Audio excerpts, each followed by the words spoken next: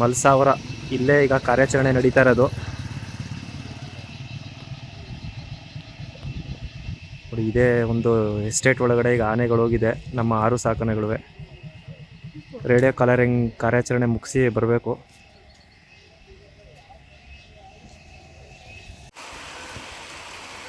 Full ಮಳೆ, ಇದರಲ್ಲೂ ಸಹ ಈಗ ಕಾರ್ಯಾಚರಣೆ ಮಾಡ್ತಾ ಇದ್ದಾರೆ. ರೇಡಿಯೋ ಕಲರಿಂಗ್ ಕಾರ್ಯಾಚರಣೆ ಒಂದು ಹೆಣ್ಣಾನೆಗೆ. ಬೆಳಗ್ಗೆಯಿಂದ ಮಳೆ ಬರೋದು ನಿಲ್ಲೋದು ಇದೇ ಥರ ಆಗ್ತಾ ಇದೆ. ನೋಡಬೇಕು ಇವತ್ತು ಯಶಸ್ವಿಯಾಗಿ ರೇಡಿಯೋ ಕಲರ್ ಹಾಕ್ತಾರ ನಮ್ಮ ಒಂದು ಹೆಣ್ಣಾನೆಗೆ ಅಂತ.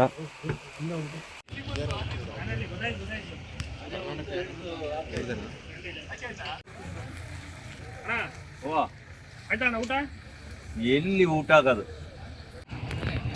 ತುಂಬ ಮಳೆ ಇಲ್ಲಿ. ಮಳೆಲೂ ಸಹ ಕಾರ್ಯಾಚರಣೆ ಮುಂದುವರಿಸಿದ್ದಾರೆ.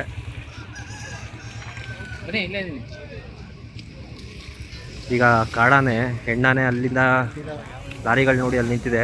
ಆ ಭಾಗದಿಂದ ಈಗ ನೋಡಿ ಈ ಭಾಗಕ್ಕೆ ಬಂದಿದೆ ಈಗ ಡಾಟ್ ಆಗಿ.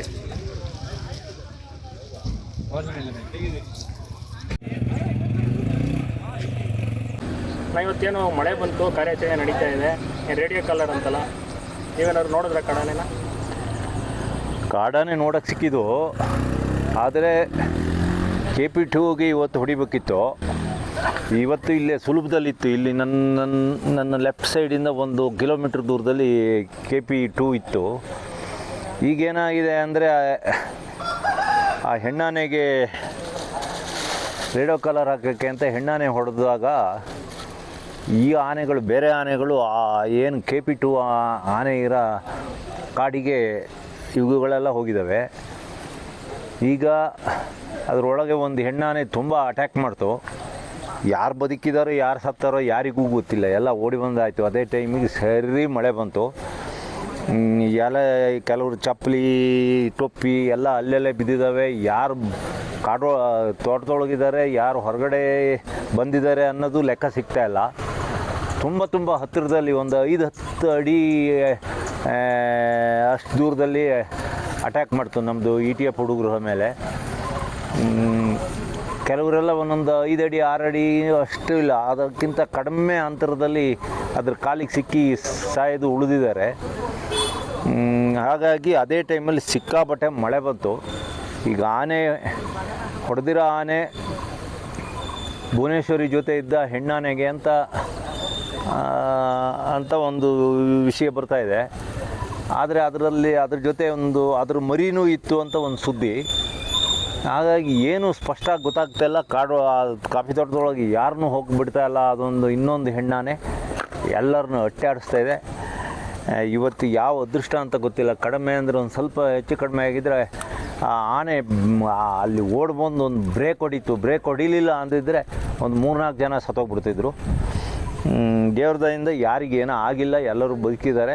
ಅದು ಮಾತ್ರ ಆ ಹೆಣ್ಣಾನೆ ಒಂದು ಭಾರಿ ಸಿಟ್ಟಲ್ಲಿ ಆ ಭುವನೇಶ್ವರಿ ಜೊತೆ ಇದ್ದಿದ್ದು ಒಂದು ಆನೆ ಎಲ್ಲರನ್ನು ಅಟ್ಟಾಡಿಸ್ತಲೇ ಉಂಟು. ಈಗಲೂ ಅದ್ರೊಳಗೆ ಇರ್ಬೋದು, ಯಾರಿಗೂ ಹೋಗೋಕ್ಕೂ ಧೈರ್ಯ ಆಗ್ತಾಯಿಲ್ಲ.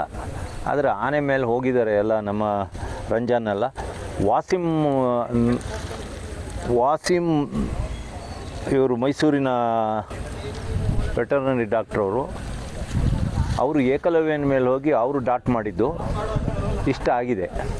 ಈಗ ಯಾರಿಗೂ ಅಲ್ಲಿ ಒಳಗೆ ಬೇರೆ ಯಾರಿಗೂ ಹೋಗಕ್ಕೂ ಕಷ್ಟ ಆಗ್ತಾಯಿದೆ. ಆನೆಗಳು ಸುಮಾರು 10-12 ಆನೆಗಳಿದ್ದು ಇಷ್ಟೆಲ್ಲ ಆಗಿದೆ. ಈಗ ಮಳೆ ಬಂದರೆ ಕಾರ್ಯಾಚರಣೆ ಕಷ್ಟನಾ? ಮಳೆ ಈಗ ನಿಂತೋಗಿದೆ. ಕಾರ್ಯಾಚರಣೆಗೆ ಏನು ತೊಂದರೆ ಇಲ್ಲ. ಆನೆ ನಿಂತಿದ್ರೆ ಅದಕ್ಕೆ ರೇಡಿಯೋ ಕಲರ್ ಹಾಕೋದೇನು ದೊಡ್ಡ ಕೆಲಸ ಅಲ್ಲ. ಡಾಟ್ ಮಾಡೋವಾಗ ಮಳೆ ಬಂದರೆ ಡಾಟ್ ಮಾಡೋತ್ತಿಗೆ ಇನ್ನು ಡಾಟ್ ಮಾಡಿ ಆಗಿದೆ, ಇನ್ನೇನು ಮಾಡೋದಿಲ್ಲ. ಅಲ್ಲೆಲ್ಲ ನಿಂತಿರೋ ಆನೆ ಮೇಲೆ ಹೋಗಿ ಹೊಡಿತಾರೆ, ಅದೇನು ದೊಡ್ಡ ಕೆಲಸ ಅಲ್ಲ. ಇನ್ನು ಮಳೆ ಇನ್ನು ಒಂದು 2 ಗಂಟೆ ಅಷ್ಟು ಮಳೆ ಬರೋಲ್ಲ. ಇದಕ್ಕೆ ಇದೊಂಥರ ಮಳೆಗಾಲದ ಮಳೆ ಅಲ್ಲ, ಹಾಗಾಗಿದೆ. ಆದರೆ ಇವತ್ತು ಅದೇ ಎಲ್ಲ 50-50 ಉಳ್ಕೊಂಡಾರೆ. ಒಂದು ಕಡಿಮೆ ಅಂದರೆ 8-10 ಜನ. ಆನೆ ಹುಡ್ಕೊಂಡು ಬರ್ತಾ ಇರ್ಬೇಕಾದ್ರೆ ಒಂದು ಕಿರಿದಾದ ರಸ್ತೆಯಲ್ಲಿ ಇದ್ದಕ್ಕಿದ್ದಂಗೆ ಆನೆ ದಾಳಿ ಮಾಡ್ತು, ಗೀಳಿಡ್ತಾ ದಾಳಿ ಮಾಡ್ತು. ನಮಗೆಲ್ಲ ಗೀಳಿಡೋದೆಲ್ಲ ಕೇಳಿಸ್ತು. ನಾವೊಂದು ಸ್ವಲ್ಪ ಬೇರೆ ಕಡೆ ಇದ್ದು ಈ ಟೀಮ್ ಮೇಲೆ ದಾಳಿ ಮಾಡ್ತು. ಇದು ಅರಹಳ್ಳಿ ಭಾಗನ? ಇದು ಬೇಲೂರು ತಾಲೂಕು ಅರಹಳ್ಳಿ ಹೋಬಳಿ ಮಲ್ಸಾವರ ಅಂತ. ಆ ಊರು ಎಸ್ಟೇಟ್ ಹೆಸರು ಅಂತ ಮಡೇನಹಳ್ಳಿ ಎಸ್ಟೇಟ್ ಅಂತ. ಈಗ ಈ ಭಾಗ ಎಲ್ಲ ಬೇರೆ ಊರು ಬರುತ್ತೆ, ಇಲ್ಲೆಲ್ಲ ಟಾಟಾ ಎಸ್ಟೇಟ್ ಎಲ್ಲ ಇದೆ. ಇಲ್ಲಿ ಮಲ್ಸಾವರ ಅಂತ ಇದು ಈ ಗ್ರಾಮದ ಹೆಸರು.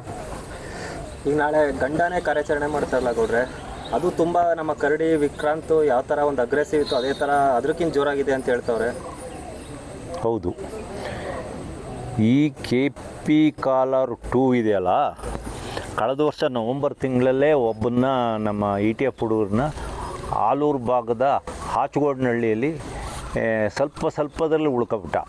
ಆವಾಗ ಮದ ಬಂತು ಅದಕ್ಕೆ, 16 ವರ್ಷ ಆವಾಗ. ಅದೇ ಫಸ್ಟ್ ಮದ ಬಂದಿದ್ದು ಅದಕ್ಕೆ, 15-16 ವರ್ಷ. ಈಗ ಮತ್ತೆ ಮದ ಬಂದಿದೆ.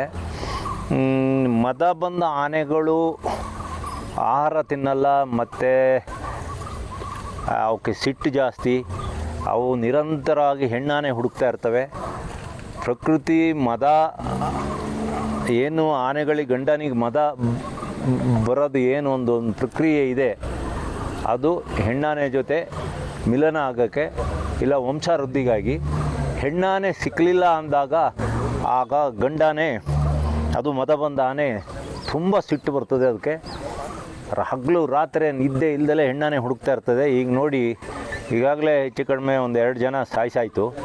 ಮೊನ್ನೆ ಒಬ್ಬರು ಆ ಭಾಗದಲ್ಲಿ ರೋಡಿಂದ ಹೊತ್ಕೊಂಡು ಹೋಗಿ ಒಳಗೆ ಹೋಗಿ ಸಾಯಿಸಿದೆ. ಮೊನ್ನೆ ಕಾರ್ ಮೇಲೆ ಅಟ್ಯಾಕ್ ಮಾಡಿದೆ.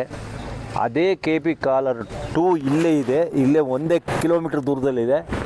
ಅದನ್ನ ಇವತ್ತು ಬೆಳಗ್ಗೆ ಹಿಡಿದಿದ್ರೆ ಇಷ್ಟೆಲ್ಲ ತಾಪತ್ರನೇ ಆಗಿರಲಿಲ್ಲ. ಹೆಣ್ಣಾನೆಗೆ ಯಾವತ್ತು ಬೇಕಾದ್ರೂ ರೇಡಿಯೋ ಕಾಲರ್ ಹಾಕ್ಬೋದು. ಗಂಡ ಈಗ ನಾಳೆ ಅಲ್ಲಿಂದ ಮುಂದಕ್ಕೆ ಹೋದರೆ ಕಾನಹಳ್ಳಿ ಫಾರೆಸ್ಟ್ ಅಂತ ಫುಲ್ಲು ಬಿದಿರುಮಯ.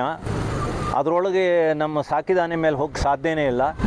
ಆಮೇಲೆ ಡಾಟ್ ಮಾಡೋಕ್ಕೆ ಹೋದರೆ ಎಲ್ಲ ಈ ರೀತಿ ಕಡ್ಡಿ ಬಳ್ಳಿಗಳು, ಆಮೇಲೆ ಅದೊಂದು ಕಿರುಬಿದಿರು ಅಂತ ಒಂದು ಹೊಸ ಅದೊಂದು ಬೇರೆ ಪ್ರಭೇದ, ದೊಡ್ಡ ಬಿದಿರಲ್ಲ. ಹಾಗಾಗಿ ನಾವು ಇದು ಡಾಟ್ ಮಾಡಿದರೆ ಆ ಸಿರಿಂಜ್ ಯಾವ್ದಾರು ಕಡ್ಡಿ ತಗಲಿ ಕೆಳಗೆ ಬೀಳ್ಬೋದು, ಇಲ್ಲ ಮೇಲೆ ಹೋಗ್ಬೋದು, ಗುರಿ ತಪ್ಪಿ ಹೋಗ್ತದೆ. ನಾಳೆ ಭಾರಿ ಕಷ್ಟ ಇದೆ. ಇವತ್ತು ಹೊಡೆದಿದ್ರೆ ಇಷ್ಟೊತ್ತಿಗೆ ಇಲ್ಲಿಗೆ ಎಳ್ಕಂದೇ ಬರ್ಬೋದಿತ್ತು. ಗೇಜ್ ಲಾರಿ ಇಲ್ಲವಲ್ಲ, ಅದಕ್ಕೆ ಹಿಡಿದಿಲ್ಲ ಅನಿಸುತ್ತೆ. ಅದೇನೋ ನಂಗೆ ಗೊತ್ತಿಲ್ಲ. ಇಲ್ಲ ಅಂದರೆ ಸರ್ಪಳಿ ಹಾಕಿ ಬೇಡಿ ಹಾಕಿ ಕಟ್ಟಾಕ್ಬೋದಿತ್ತು ಕಾಲಿಗೆ. ಸಿಕ್ಕಿದ ಅದು ನರಾಂತಕ ಆನೆ. ನಾಳೆ ಇಲ್ಲ ಇವತ್ತು ಸಾಯಂಕಾಲ ಇಲ್ಲ ನಾಳೆ ಇನ್ಯಾರನ್ನಾರ ಕೊಲ್ಲೋ ಚಾನ್ಸ್ ಇದೆ ಅದು. ಅದನ್ನ ಬಿಟ್ಟು ಈ ಹೆಣ್ಣಾನೆಗಳ ಔಪಾಡಿಗೆ ಅವು ಇರ್ತಿದ್ದು ಯಾವ ಥರ ಹಾಕ್ಬೋದಿತ್ತು. ಆಮೇಲೆ ಮತ್ತೊಂದು, ಈ ಹಿಂದೆ ಹೆಣ್ಣಾನೆಗೆಲ್ಲ ಡಾಟ್ ಮಾಡಿ ಅದ್ರ ಮರಿಗಳು ಅದ್ರ ಹಾಲು ಕುಡಿದು ಈಗಾಗಲೇ ಕಾಂತಿ ಆನೆ ಅದ್ರ ಮರಿ ಸತ್ತೋಯ್ತು. ಆಮೇಲೆ ಓಲ್ಡ್ ಬೆಲ್ಟಿಗೆ ಜಾಕ್ನಹಳ್ಳಿ ಎಸ್ಟೇಟಲ್ಲಿ ಅಬರ್ಷನ್ ಆಗೋಯ್ತು. ಆಮೇಲೆ ಮೊನ್ನೆ ಮತ್ತೊಂದು ಗುಂಡಮ್ಮ ಅಂತ ಒಂದು ಆನೆಗೆ ಈಗೊಂದು 4-5 ತಿಂಗಳ ಹಿಂದೆ ಪ್ರೆಗ್ನೆಂಟ್ ಆನೆಗೆ ಡಾಟ್ ಮಾಡಿ ಅದಕ್ಕೆ ಅಬರ್ಷನ್ ಆಗಿ ಮರಿ ಸತ್ತೋಯ್ತು. ಈಗ ಇವತ್ತು ಮಾಡಿರೋ ಆನೆ ಬಹುಶಃ ಮರಿ ಇದೆ ಅಂದರು, ಇನ್ನು ಕೆಲವರು ಪ್ರೆಗ್ನೆಂಟ್ ಅಂದರು. ಆದರೆ ಹೆಣ್ಣಾನೆಗಳಿಗೆಲ್ಲ ಮರಿಗಳು ಹಾಲು ಕುಡಿಯೋತ್ತಿಗೆ ಆಗಲಿ ಇಲ್ಲ ಪ್ರೆಗ್ನೆಂಟ್ ಆದಾಗ ಅದಕ್ಕೆ ಡಾಟ್ ಮಾಡೋದು ತಪ್ಪು. ಯಾಕೆಂದರೆ ಈಗಾಗಲೇ ನಾವು ಸುಮಾರು ಒಂದು ದೊಡ್ಡ ಹೆಣ್ಣಾನೆ ಸುಮಾರು 3-4 ಮರಿಗಳನ್ನು ಕಳ್ಕೊಂಡಿವಿ ಈಗಾಗಲೇ. ಇಷ್ಟೆಲ್ಲ ಆಗಿದೆ.